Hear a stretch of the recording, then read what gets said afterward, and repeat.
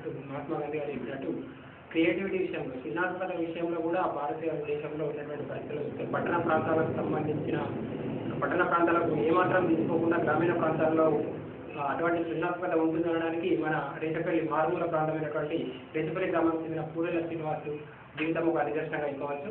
ఇతను ఒక నిరుపేద వ్యవసాయ కుటుంబంలో జన్మించి తన వృద్ధులైనటువంటి తన ఇద్దరు తల్లిదండ్రులను జీవించడానికి కొరకు వాళ్ళ జీవనోపాధి కొరకు ఇతను 2,000 రూపాయలు కేవలం 2,000 రూపాయలకు విద్యావాణిజ్యంగా పనిచేస్తున్నాడు. గత 5 సంవత్సరాలుగా చదివింది BA అయినప్పటికీ కూడా టెక్నాలజీ విషయంలో ఇతనికి చాలా క్రియేటివిటీ ఉందని చెప్పవచ్చు. ఎందుకంటే ఇంతకుముందు ఇతను హోమ్ సెక్యూరిటీ మిషన్, అదేవిధంగా అడిచిన కూలర్ మరియు విద్యుత్తులతో పనిచేసేటువంటి పనిచేసేటువంటి కరెంట్ మోటారు, అదేవిధంగా ఇప్పుడు లోకల్ రేడియో స్టేషన్ ఈ విధంగా కనుక్కుంటున్నాడు.